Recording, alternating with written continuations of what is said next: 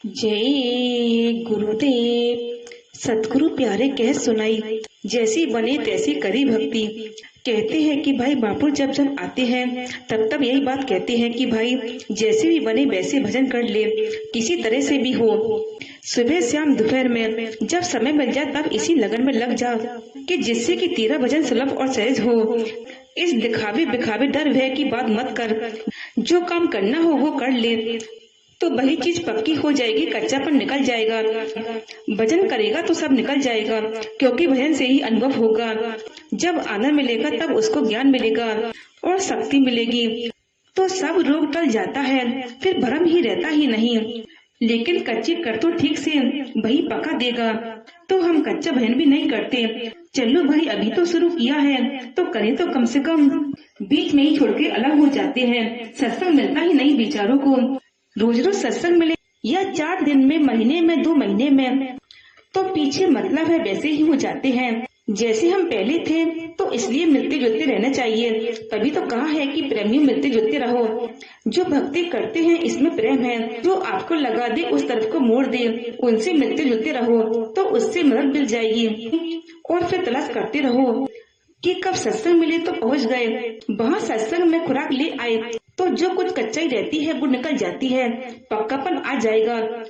भजन में तेजी से लग जाओगे, उत्साह हो जाएगा, लगन हो जाएगा, तड़प पैदा हो जाएगी, काम जल्दी बनेगा।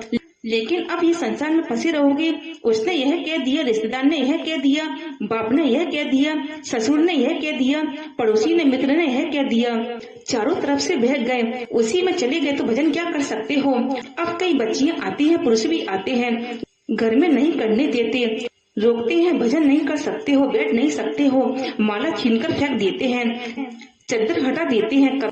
तो कभी पुरुष स्त्री को नहीं करने देता, कभी स्त्री पुरुष को नहीं करने देती।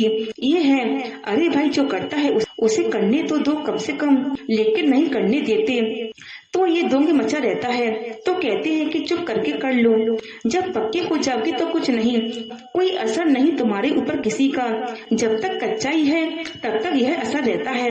तो तुम्हारे बहुत होशियारी के साथ, सावधानी के साथ में आपके लिए जरूरी है कि अब यहाँ पर आए हुए हो, ये परिवर्तन तो हो रहा तत्वों का, तो तत्वों के महीने में सो इसमें परिवर्तन होगा।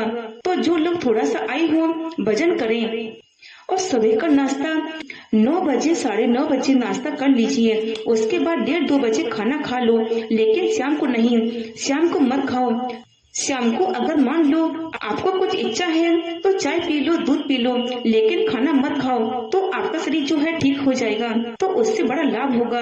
और फिर भजन में बैठोगे तो लग जाएगा, और पेट भरा रहेगा, और भजन में बैठोगे मन खींचेगा इधर को, तो इधर बैठ करके तो उधर आपका ध्यान नहीं लगेगा, मन नहीं लगेगा, इंद्रियां साथ नहीं देंगी। थोड़ा सा शरीर हल्का होना चाहिए भजन के लिए, और 2-4 दिन करते हो तो बस भूख खत्म हो जाती है। फिर ये कहती हो कि भूख नहीं लगती, भोजन कम हो जाएगा, जैसा जैसा भजन करोगे भोजन कम हो जाएगा। तो थोड़ा सा यानी इस तरीके शुद्धि के लिए भी जो रोग दोष निकले इसमें से रोग भरते रहोगे, ठोसते रहोगे, तो ये खराब हो जाता है।